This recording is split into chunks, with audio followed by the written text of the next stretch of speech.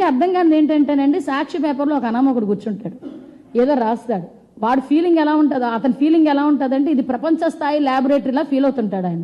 అందులోంచి ఒక కాగితం వస్తే ఆ కాగితం పట్టుకుని అక్కడ రాస్తాడు, ఇక్కడ రాద్ధాంతం చేస్తారు కౌన్సిల్లో. ఆడేదో రాస్తే అది పట్టుకొని వచ్చి చూపిస్తారేంటండి, నాకు అర్థం కాదు.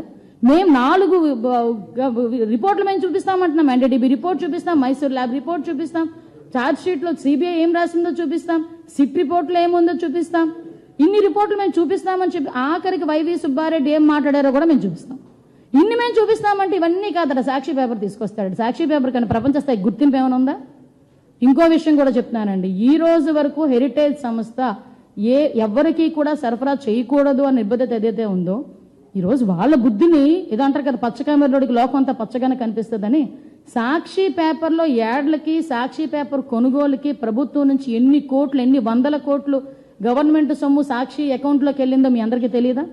దగ్గర యాడ్లు, అదేవిధంగా సాక్షి పేపర్ కొనుగోలుకి దగ్గర 600 కోట్ల రూపాయలని కూడా రెండింటికి కలిపి ప్రజాధనాన్ని తీసుకెళ్లి సాక్షి అకౌంట్లో వేసుకోలేదా?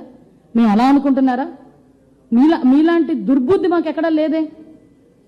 భారతీయ సిమెంట్స్కి సంబంధించి, సిమెంట్లకు సంబంధించి కొనుగోలు వ్యవహారాలు ఎక్కడికి తెలియదు అనుకుంటున్నారా?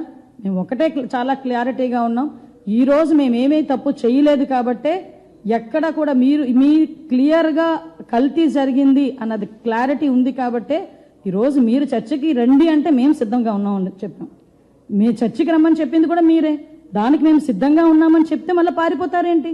ఇప్పుడు గుర్తొచ్చిందా బడ్జెట్, కమింగ్ 2 days బడ్జెట్ గురించి మాట్లాడాలని? మరి 4 రోజులు బడ్జెట్ సమయాన్ని ఎందుకు మీరు వేస్ట్ చేశారు? ఈ విషయాలన్నిటి మీద కూడా గౌరవ ప్రతిపక్ష సభ్యులు సమాధానాలు చెప్పాల్సిన అవసరం ఉంటుంది.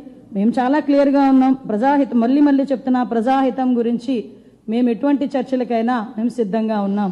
మేము ఆధారాలతో నిరూపిస్తాం. మీకు దమ్ముంటే ఆధారాలు తీసుకొచ్చి మాట్లాడండి. ఏదో గుడ్డ కాల్చి మొహం మీద వేస్తాము, మీరు తుడుచుకోండి అంటే అది అవ్వదు. ఇది ప్రజాస్వామ్యం, ప్రజలకి మనం సమాధానం చెప్పాలి. ఈ రోజు ఇక్కడ కూర్చొని మాట్లాడుతున్నానంటే ప్రతిపక్షాలకు మేము సవాల్ ఇచ్చడానికి కాదు, ప్రజలకి మేము చెప్పుకోవాలి కాబట్టి, ప్రజలకి చెప్పాలి కాబట్టి మేము క్లియర్గా ఇక్కడ కూర్చొని మాట్లాడుతున్నాం. దయచేసి ఇది అర్థం చేసుకోవాల్సిందిగా కోరుకుంటున్నాం.